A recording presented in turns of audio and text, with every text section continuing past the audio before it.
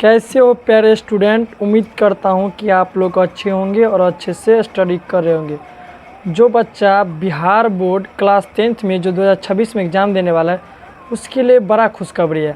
खुशखबरी क्या है वो मैं अभी बता रहा हूँ। आप लोग थंबनेल देख के तो समझ गए होंगे कि आप लोगों को जो क्लास 10th का मैथ है उसमें बहुत सारे चैप्टर 15 गो चैप्टर है।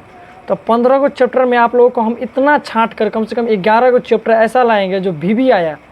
अगर इसमें से अब देखिएगा तो इसमें से ऑब्जेक्टिव और 2 नंबरी हमेशा रहबे करता है, क्योंकि मैं खुद एग्ज़ाम दिया हूँ तो हमको पता है कि क्या सब पूछता है क्या सब नहीं पूछता है, क्योंकि मैं खुद मैथ का 95 लेकर आया हूँ मैथ में नंबर, इसीलिए हम आप लोगों को समझ सकता हूँ।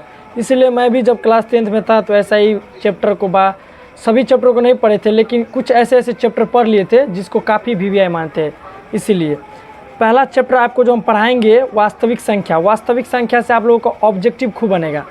हमारे बात को गौर कीजिएगा, नहीं हो तो कहीं लिख लीजिएगा, जैसे जैसे हम लिखे हैं वैसे लिख लीजिएगा और मेरे चैनल पर जुड़े रहिएगा। आप लोगों को सारा वीडियो मिल जाएगा एक एक करके, क्योंकि आप लोगों का अभी क्या जून चल रहा है, आज 2 जून हो गया, 6 महीना लमसम में बचा है, 6 महीना 7 महीना शायद बचा हुआ है। कोई बात नहीं, जब बहुत जल्द ख़त्म हो जाए, नहीं होगा तो वो जो चैप्टर इसमें से छोड़े हैं ना वो भी पढ़ा देंगे लास्ट में। अभी फ़िलहाल मैं VVI चैप्टर लेकर आया जो काफ़ी इंपॉर्टेंट है, उसका मैं सब्जेक्टिव भी बताऊंगा और ऑब्जेक्टिव और क्वेश्चन बैंक का सीरीज भी दिखाऊंगा, जो कि PYQ जितना क्वेश्चन पूछा हुआ है पिछले क्या 11 12 13 14 15 19 20 जितना मैं पूछा है सब देखेंगे। फिर पहला संख्या मेरा पहला चैप्टर है वास्तविक संख्या में। वास्तविक संख्या से आपका ऑब्जेक्टिव खूब बनेगा। जब हम आप लोगों को पढ़ाएंगे वास्तविक संख्या तो आप लोगों का ऑब्जेक्टिव खूब बनेगा। दूसरा चैप्टर है बहुपद। बहुपद से आपको 2 नंबरी बन जाएगा। ऑब्जेक्टिव भी पूछता है, ऐसा बात नहीं कि ऑब्जेक्टिव भी बहुत पूछता है। इसमें से जितना आप चैप्टर देखिए ना उसमें से सब में से ऑब्जेक्टिव पूछता है। 2 चर वाले रैखिक समीकरण में से भी ऑब्जेक्टिव पूछता है और इसका 2 नंबरी भी पूछता है। दीर्घात समीकरण हो गया आपका चौथा चैप्टर। 5वां है समांतर श्रेणी। 6ठा है निर्देशांक ज्यामिति। 7वां त्रिकोणमिति का परिचय। त्रिकोणमिति का परिचय बोले तो 8.1 में आपको त्रिकोणमिति का परिचय है, जो कि 8.1 2 3 4 ये तो काफ़ी VVI चैप्टर है, पूरा VVI है इसमें से, क्योंकि आपको 2 नंबरी बन जाएगा। इसको बनाने के बाद आप लोगों का ऑब्जेक्टिव भी बन जाता है।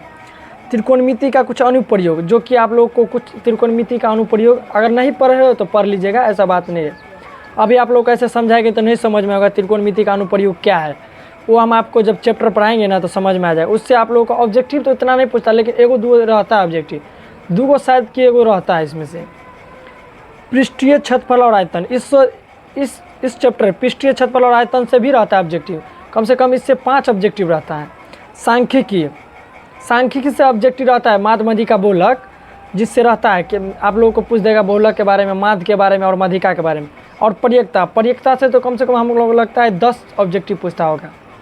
इसीलिए हमारे चैनल पर जुड़े रहेगा और नेक्स्ट वीडियो के लिए तैयार रहिएगा। चलिए एक सब्सक्राइब कर दीजिएगा वीडियो अच्छा लगे।